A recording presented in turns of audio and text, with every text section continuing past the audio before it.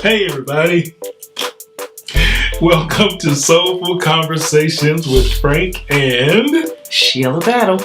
How's everybody doing? Doing good? How you doing? How you doing?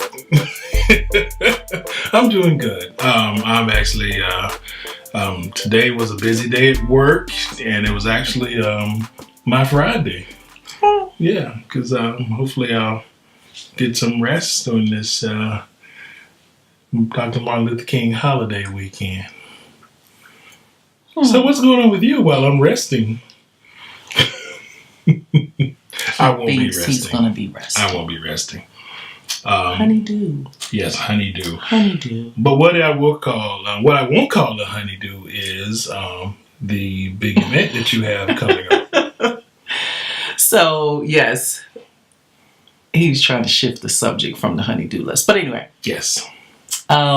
Yes, we are hosting a vision mapping session at the Arts Community Center, and we are excited. It was an interesting journey getting here. Yeah, because we actually literally were doing the mapping process while preparing for a mapping session. Right, and I know you've explained it before. Yes, but if you could let us know the difference between vision boarding and vision mapping. So when you go to a vision board class, you are out with a bunch of girlfriends, you have a bunch of magazines, you cut things out that resonate with you, and you create a board that is supposed to represent different areas of your life. Like, what's your vision for your career? What's your vision for your family? What's your vision for your personal development? Things like that. And so you create this collage of all of these pictures and you put it on a poster board.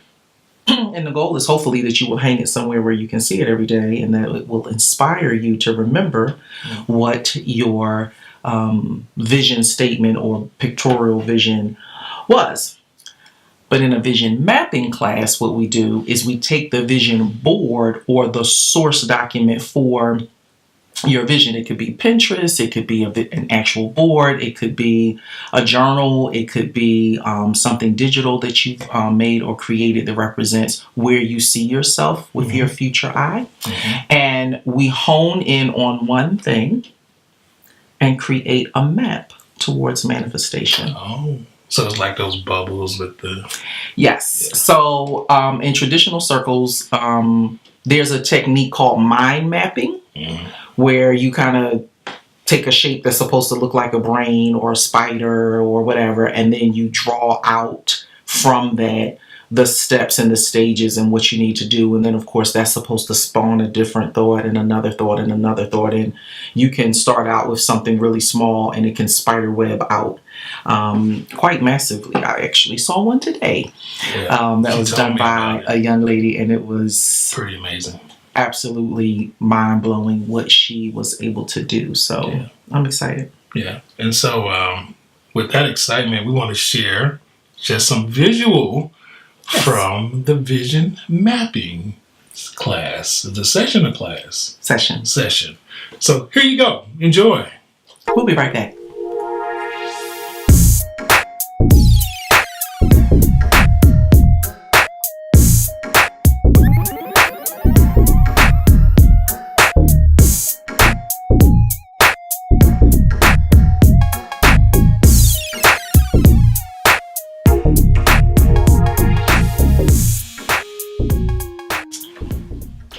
So I hope you can see that we had a fabulous, fabulous time.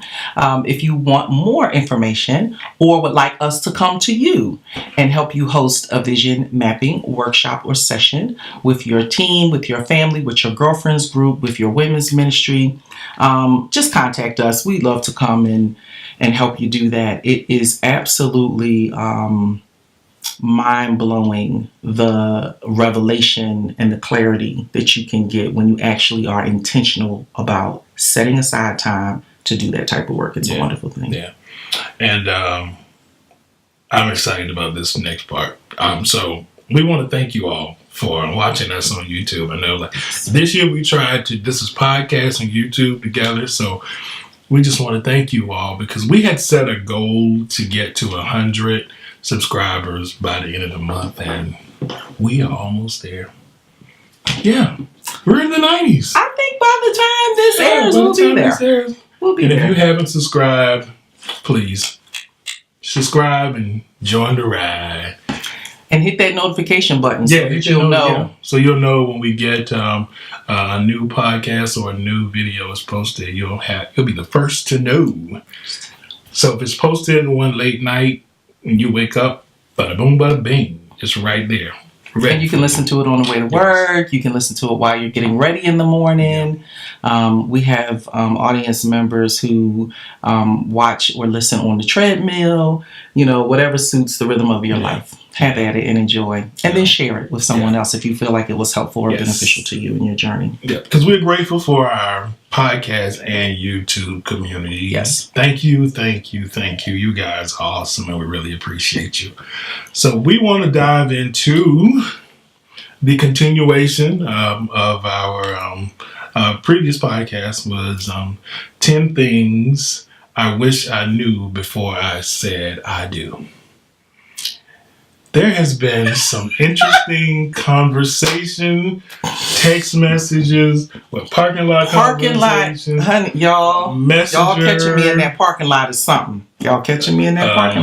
Wow. It's been some good stuff though. So we the feedback has been amazing. We would hope that we can share. I'll try to see if we can pull up some of the things that other folks had in their top 10 things. So, wow. Yeah. So here's the cool thing. The brothers stepped up. The brothers had their say. They absolutely, sometimes when you have topics like this, you think that they are geared towards a certain gender or preferred by a certain gender. Right. I can almost say the fellas, it was almost 50-50. Yeah. The responses from the men. Almost. High five. Just put the big palm in everybody's face. Yeah. Okay. So thank you to all the kind kings who reached out to us and offered their comments and their suggestions. Yeah. And good even stuff. Their rebuttals to some of it. It was just a really, really awesome conversation. Again, we don't do this work to be sensational. And our disclaimer is always that we don't come on to be experts. Right. We're a couple with experience. And so our goal in all of these platforms is the hopes that we will inspire a soulful conversation. Not just that you get to eavesdrop on this soulful conversation, but that then you will go and engage in a soulful conversation of your own. What is interesting is when you all have a soulful conversation with us. And so that's what happened this time, especially with this particular topic. But it was all welcomed. It was all good. Yeah. And we had a really good time talking about this. So we had a list of 10. We did not rank them in order of importance. Right. We just got one in the last episode and we shared with you what the first 5 were, or we shared 5 of them with you. And we'd like to continue that as a part 2 and share the other 5. Now, here's the thing. We know that this conversation could go on and on and on. But again, this was supposed to inspire a conversation.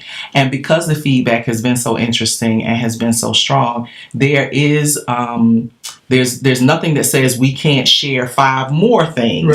Right. We wish we knew before we got married, the audience edition. So we really could, at this point, do a whole nother 10 that's just based on the feedback that we got from you all. And so we love it, y'all. We want you to keep commenting, keep sharing, keep reaching out to us. But on our social media platforms, we want to inspire you to also start conversations there. So Soulful Chats is a spot where you can jump on, you can make a comment, you can say something, and our online community will absolutely chime in and engage in a soulful conversation with you. Yeah, because there's some good stuff. Yeah, and don't wait for us. You can absolutely jump on and do that, and we will definitely catch up with you in the feed.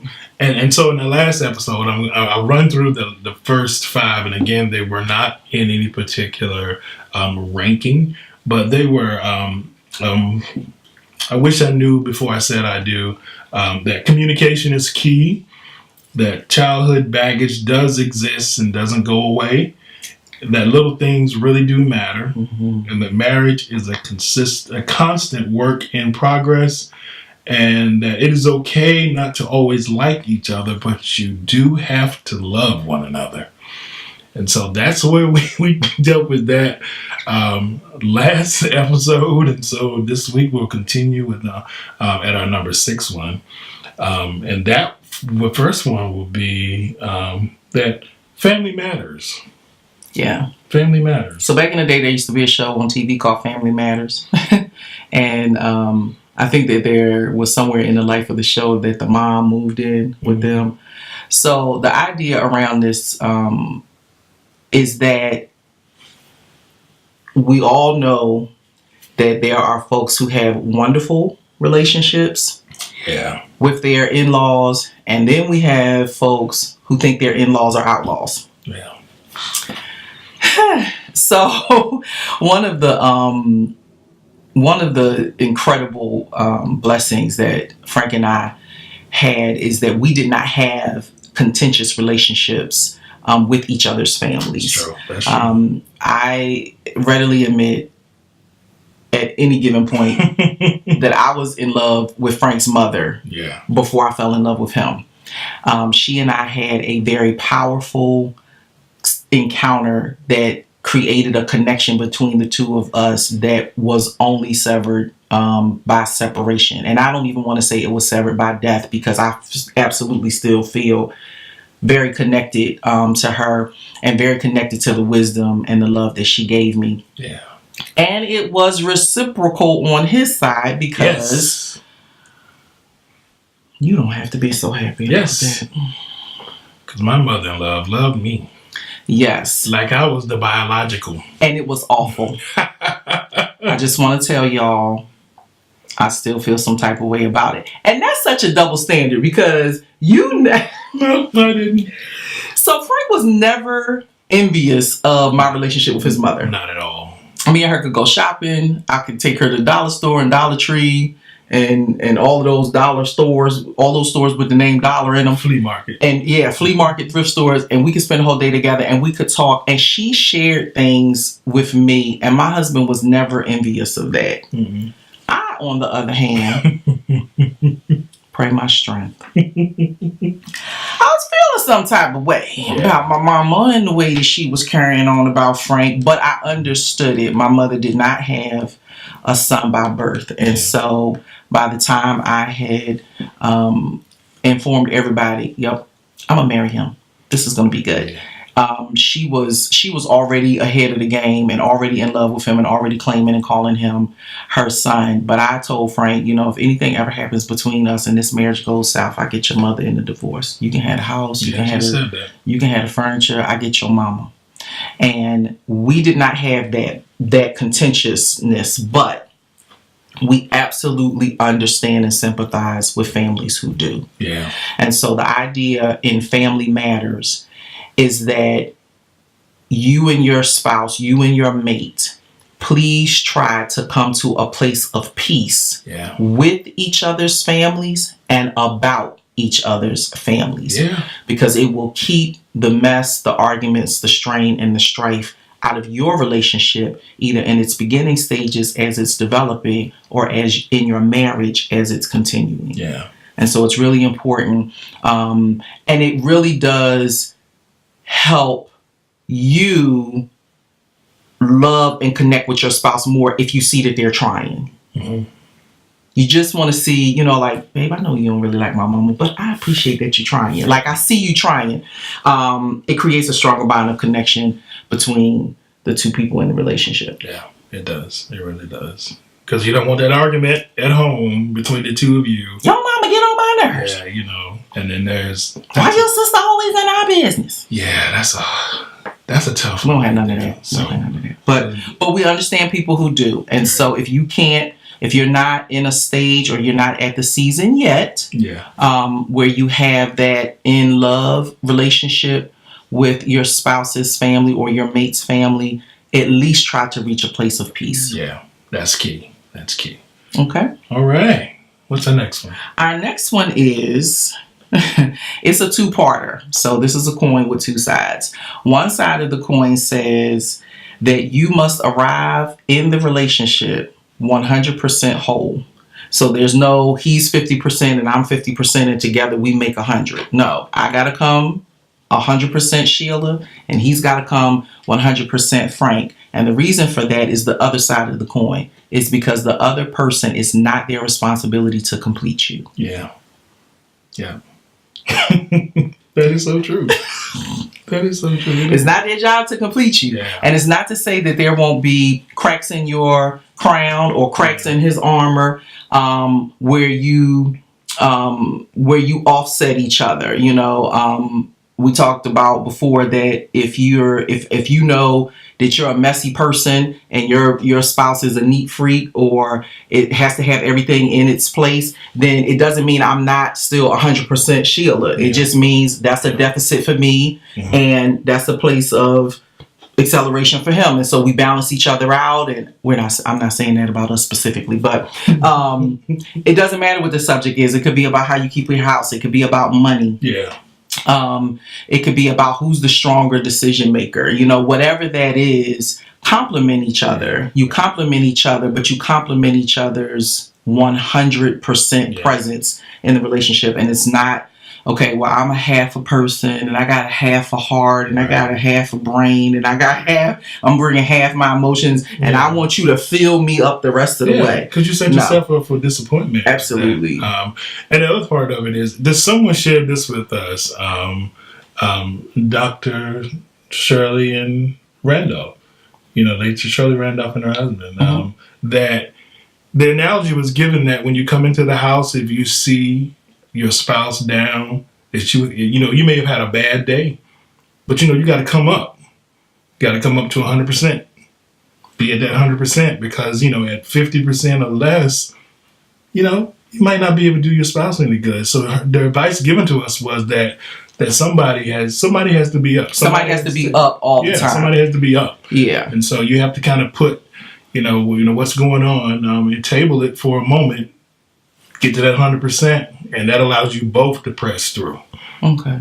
That allows you both to press through. So that's a key one there. That's a key one. You got a No. Okay. No, because I think I was more thinking about how we show up as broken people. How we're broken people, and yet you can still be fully you and allow that person to be fully them, even in their brokenness. Exactly. And it's not, you're here to fix me, or you're here to complete me. Or you're weaker. Yeah. Right. I think in your example, that was for me when they said that to us, and they said that to us at our wedding. Yeah. We had a broom jumping ceremony, and we had an official broom jumping ceremony by the broom jumping lady, who maybe we'll have her on because we ran into her. Yeah. But what they shared with us, their piece of advice was don't be down at the same time. And so, somebody has to swallow it for the good of the other. Right. And so, yeah, that's definitely another valuable point. And it probably could have been our number 8. But I was thinking more of like, you come to the relationship as broken people. You come to the relationship with some deficits, not in the moment because you had a bad day, but as a person. Right. And the expectation should never be that this other person is going to fill up my cup the rest of the way. Right. So both are absolutely valid points. And the point that my husband brought up about not being down at the same time is an absolute piece of wisdom. That is an absolute nugget. And they said that to us, but it benefited everybody else that was in the room that day at our reception, because I've had people come to me afterwards and specifically say that about talk about that and about how that helped them. That you both can't be down at the same time. And so we talk about all the time, we give each other 15 minutes of grace. You come home from work, you've had a day from hell maybe, or maybe you've even had a good day. I know with our children, one of them, she is on 10 every day when she comes home. And sometimes we're on 3. So we have to say, okay, wait, hold it.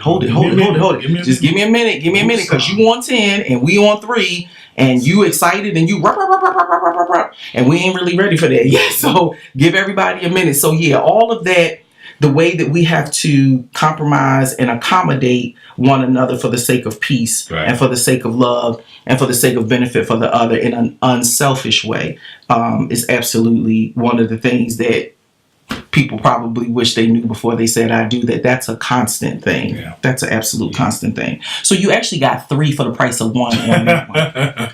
And so our next one is get on the same financial page before you say I do. So you want to talk about your money habits earlier, and just talk about, if you have debt or you have compulsive spending behaviors. That's some stuff you want to talk about, so that you don't end up letting money and finances being a problem in your marriage. So we have a sister. I was going to call her a little sister, but sometimes she's the big sister. She's younger than us, but sometimes she is very much the big sister. And in this way, she is absolutely a big sister. Salethia Johnson is an incredible wealth of wisdom around financial coaching. And I want to give a distinction about what she does versus some of the stuff that you might see on social media.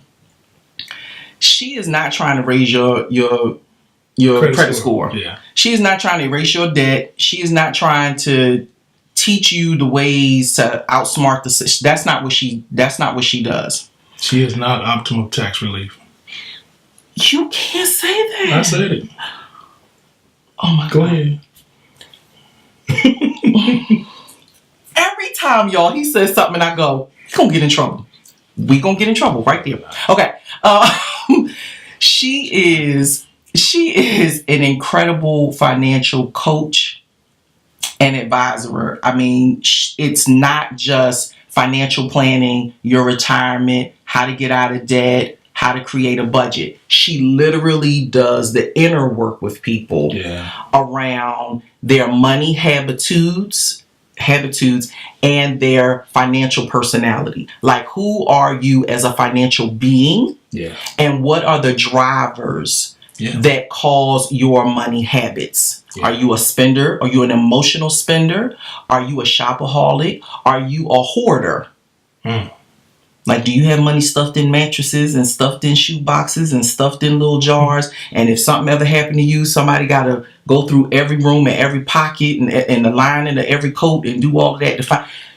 We come from parents who did a little bit of that. Yes. So, what is the mindset behind why you are that way? And so if we were going to help a couple concerning finances, we would send them to Salethia and say, you could end up having great premarital counseling with your pastor, with your rabbi, with your spiritual leader, and they not touch this thing about money, except to say, don't get in a whole bunch of debt. Yeah. No, Salethia actually takes you through a process that helps you identify how you spend, why you spend, and then you untangle what matters to get up underneath that so that you can break bad financial habits. Right. And so that's a completely different type of coaching. And so that's why we always promote her and put her out there, because the work that she does really is transformative. Yeah. But that conversation, before you say I do, please. Yeah. The statistics are out there. Yeah.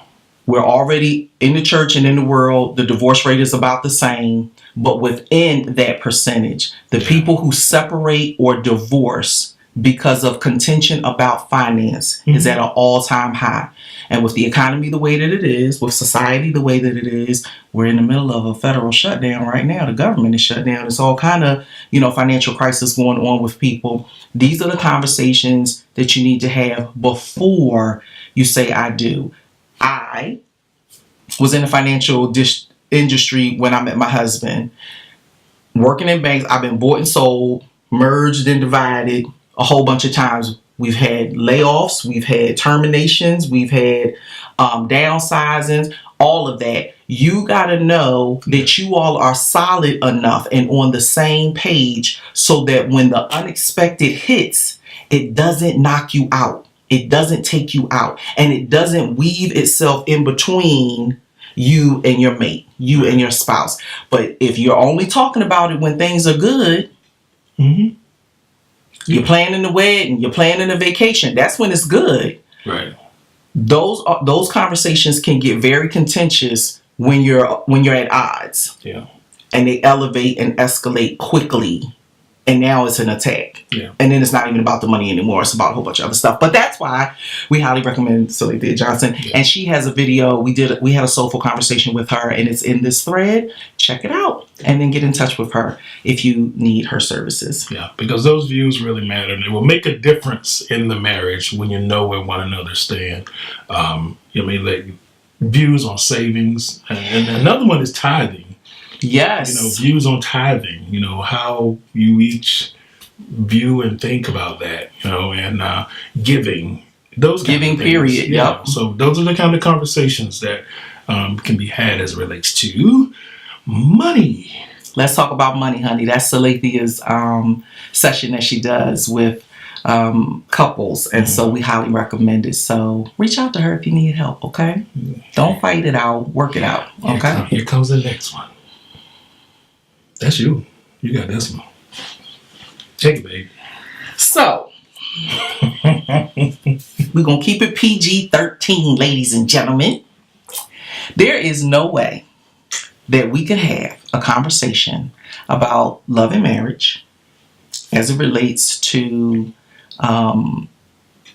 folks who are thinking about getting married, who've been married a long time, or who just got married, and not talk about sex. So this is called Sexpectations. Dun, dun, dun. No, okay. That's like the Trojan man. Yeah. Okay. You did that. I didn't. Okay. So I'm going to read this so that we don't go off on some kind of tangent. Okay. Because we are not here to be sensational. We are here to give information, quality information. Yeah. So I'm going to behave. The thing we wish couples knew before they said I do is that sex isn't always going to be amazing. And that's okay.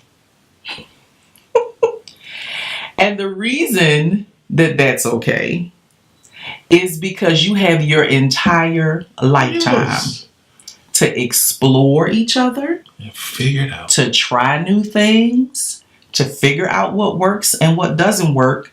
And to be honest with you, some things might work a little later. Yeah. That didn't work when you started out. Yeah. And some things that worked just fine when you started out might not work so good later on. But the truth of this particular item, this particular bullet, is that it's about intimacy. Yeah. It really is about creating intimacy in the marriage, because your physical body will change. Her physical body will change. And if you have a high sexpectation and think that that is going to carry you through the duration of a 20, 30, 40, 50 year marriage, that's just not realistic. That's just not realistic. And so, fellas, I'm going to give you a piece of advice. If you are in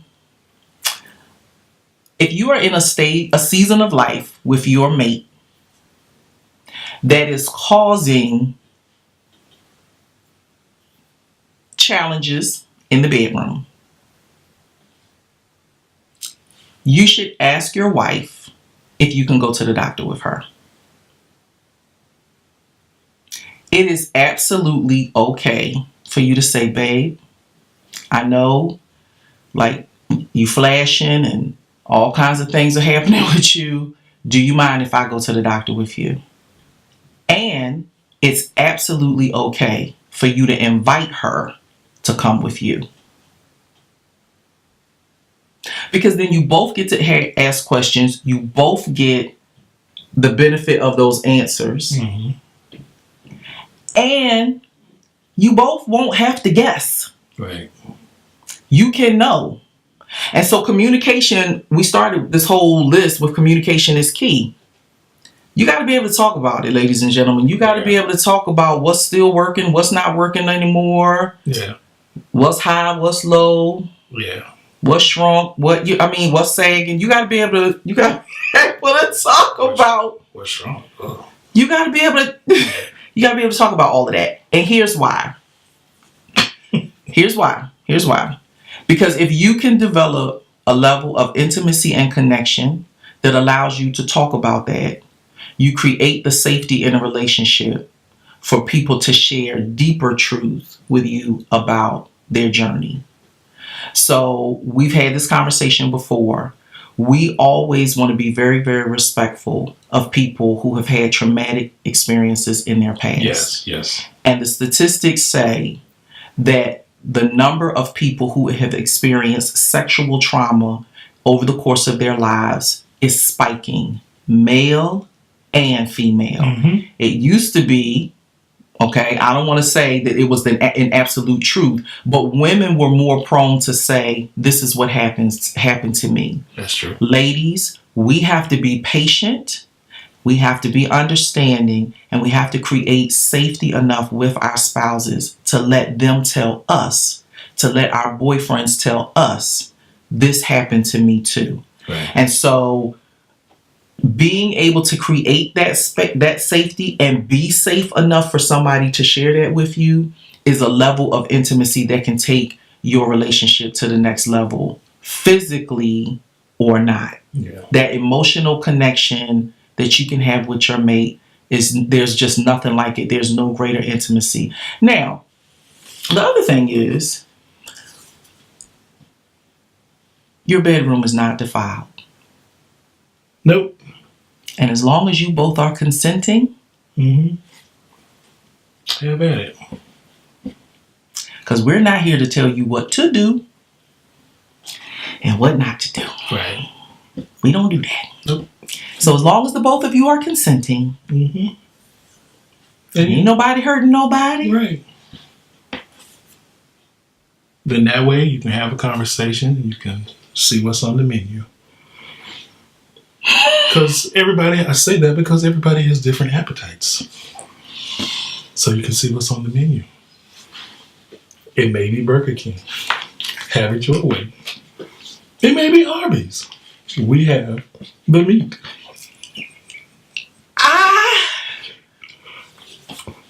You got to have the conversation so you know. She is fanning over here. It's all good. So, It's all good. in other words, That's expectation. that's expectations. So whatever's range on the spectrum. If you're frigid or you're a freak. Frigid. Yeah. If you're frigid or you're a freak, have a conversation. Yeah, you do. Have the conversation Have a conversation with your mate about what your expectations are, Right. so that nobody is disappointed. Right, because you don't want to get into head games and guessing and all those kind of things, because that Or fantasies from your past, or fantasies from something you saw, and thinking, oh, he can flip up off of the ceiling fan. Because some of that, without the conversations and long durations of not knowing the expectations could lead to, unfaithfulness and Right. temptation. That's why people cheat. Yeah. So talk about it. It's expectations, ladies and gentlemen. It's expectations. Okay. Whew. All right. I think I have the temperature in the room has calmed down now. All right. You got this one? This is number 5. This is the last one? Mm-hmm. Oh, We're all okay. done. All right. The last one is that you have to keep saying I do. Over and over and over. and over again. And that is definitely something that we wish couples knew before they say I do. Yeah. It's not just that day. Yeah. You will continue to say I do in good times and in bad times. Mm-hmm. And sometimes saying I do is better than what you really want to say that could be hurtful and detrimental to the marriage. So, or to the relationship. So, all of that, I won't complain. I'm sorry, I couldn't resist. We want you to say, I do. Not, I don't. I do. I don't do that. And I ain't gonna do it. Right. I don't do that, and I ain't gonna. I mean, you just gotta be. I do. Yeah. I do. Yeah. Yeah. Yes. Stevie Wonder said, do I do what you do when I do my love to you? You're going to say I do a whole lot more times. It's not just once. Yeah. You grow and go in love, and you say I do over and over and over and over and over again. Yeah. And it's a good mindset to have. Yeah. You know, an I do mindset. Thinking about the moment when you looked at one another in that hole. For those of you who cannot see, go over to YouTube and you shall see. Have and what to is being hold. done during To the vows. Yes. And to cherish. To cherish. So just think about that moment. And say I do again. And say I do again. And even when you have begged him to take the trash out, and you come downstairs and you can smell it before you say it, say, I do. Yeah. Without an expletive. When he comes home, colorful language. Bruh, when you come home and dinner's still not cooked, I do. To the brother cooking? No, when a man comes home and he don't smell nothing, ain't no food cooking, and every pot is dry. Yeah. And you know you hungry and you done worked all day, you like, yeah, I do. I still do. I do. And that would go by whoever does the cooking. Yeah, because we don't mean to be stereotypical about gender roles in a relationship. Do what y'all do. Yeah, do what you do. That's another thing. Do what you do and say I do. And say I do. Say I do. Do what you do and say I do. Yeah, I found this quote. The lady's name, I hope I say it right. It's like, I think it's Barbara the Angeles. And she said that marriage is not a noun. It's a verb. It isn't something you get. It's something you do. It's the way you love your partner every day. Wow. I do.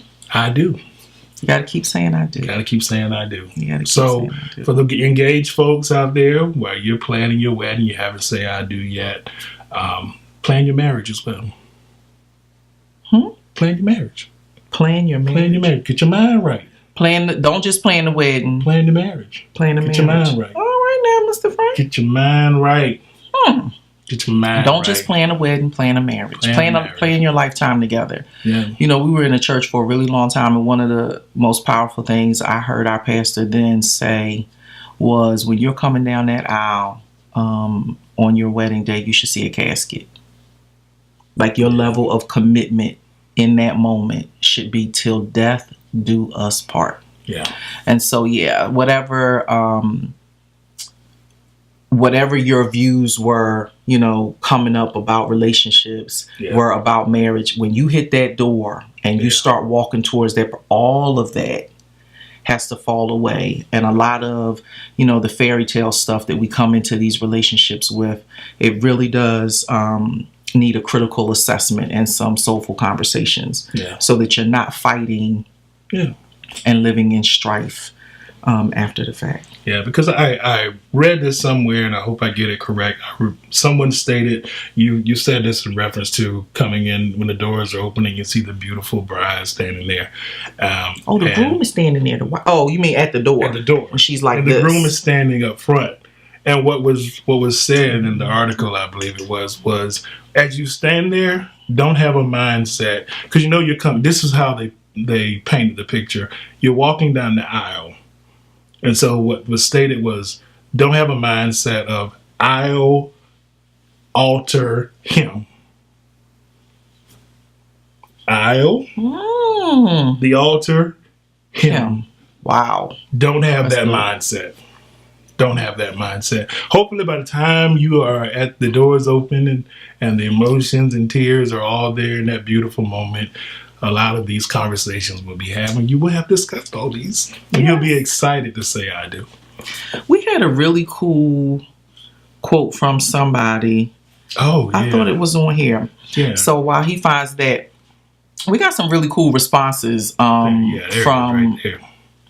From a brother. from a brother, and he's single. Yeah. Nice guy, very nice guy. Nice guy.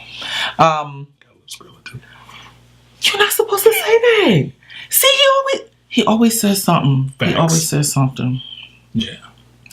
He's a very nice man. What did he say? He said two things. One of the things he said we could have touched on when we were talking about sex expectations. He said, I wish I had known that sex in the marriage was more of a form of communication than just pleasure. That's a powerful thought, y'all. Yeah. Just hit pause, hit rewind, and do you want me to say it again? Yeah, say it again. He said, I wish I had known that sex in the marriage, was more of a form of communication than pleasure. Absolutely powerful. I don't know if he got that from somebody or he made that up, but that was divinely inspired. But bro, that's good. Thank you, bro. That's real good. That was pretty awesome. Body talk. Remember that song? Body talk. Oh. Yeah. Are you gonna do that? No, I'm not. I'm gonna stop right there. Okay. Another comment from him was, just because your spouse talks a lot doesn't mean they're a good communicator. Yeah. So good. Yeah. So good. We got a response from one of our little sisters, and she wanted to get into rights, roles, and responsibilities in marriage. And we just want to touch that and say, rights, roles, and responsibilities are another one of those things that need to be discussed before you say I do. Right. Because we can get real, those of us who are over 40, we can get real gender specific about who's supposed to do what in the household. Like the woman is supposed to cook, the woman is supposed to do the dishes. But this younger generation, and maybe even some of the folks that are 40, are saying no, those norms are no longer normal, and that you have to absolutely adjust to the spouse that you have, the partner that you have, and the rhythm of your own life. Yeah. If it doesn't make sense for the wife to cook dinner because she works second shift, then you adjust. If he's just better at cleaning the bathrooms and stuff, then just let him do that. Right. If she's better with the money, then you let her do it. So I think we're out of all of those absolutes that it has to look like our parents, or it has to look like somebody in our past that we've seen, that's the only way you can have it and it work, or that's the only way that you can have it and it be beautiful. I think a lot of times we spend so much time talking about what we don't want our relationships to be, that we never take stock of, okay, wait, when I was coming up, who had a pretty cool marriage? And if they're around and available, can you have a conversation with them? Because you'd be surprised. People want to see you make it. Yeah. It's the reason we do these videos. Yeah. Like this whole 2019 about, that we took on the theme of love and marriage for 2019 was in part based on the feedback of a lot of the stuff we did last year. But it's because we want to see you make it. Yeah. We want to see you make it. Yeah. And we want to see you grow together in grace. Yeah. We want to see you do that. And even if, like in my again, we're transparent. In my situation, my father passed away when I was very young. But I had my Uncle David. Yes. Who was 93 years old. And, his wife has gone on to heaven. And so awesome. I watched him and my aunt, in that beautiful relationship. And I took on and gleaned a lot of my marriage, the way I operate, from my Uncle David. And so, so there are, if you find that couple or that someone in your neighborhood that you can watch, do that. Do that. And don't be too stubborn to ask for help. Right. Because you would be surprised. Yeah. People want to see you. Yeah. People who are in healthy marriages, people who are in decent marriages want to see you make it. Yeah. It's when you go to those folks who, been divorced a couple of times or, they struggle in that area of their life. Yeah, they're not going to offer you, they might offer you don'ts, but they might not be too good at offering you the do's. Yeah. And so that's why you want to find somebody that you're like, you know what? Yeah. they look like they got it together. Yeah. You know, they look like they actually like each other. And that's why when we get on, I always say, I like my husband and I love him. Yeah. I like you too. I love you too. You like me? You like me? Word. Okay. You're pretty dope. Okay. So you want to find somebody that you can kind of tap them on the shoulder and say, hey, you know what, we're struggling. Or what do you think about blah, blah, blah. Right. We have a plethora of folks in our lives who have been married 40 years. Oh, yeah. Yeah. And we are blessed that even though our parents have transitioned, if we were in trouble, we could call them. Yeah. We have godparents, Michael and Regina Hall. If we were struggling, we could call them and say, we don't like each other no more. Yeah. And they would say, get y'all butts over here right now. And it would be a soulful conversation where they would help us unpack what's wrong. And so, ladies and gentlemen, at whatever stage of couplehood you are, please do not be ashamed. Do not be shy. Find somebody who at least looks like they could be a decent example for you and tap into that resource. Because 9 times out of 10, they want to help you. They want to help you. That'd be a blessing to you. Absolutely. So I think that's it. That's it. I mean, we do thank everyone for the comments. You know, like I said, you're commenting on either the YouTube channel or on your favorite podcast. Social media, excuse me.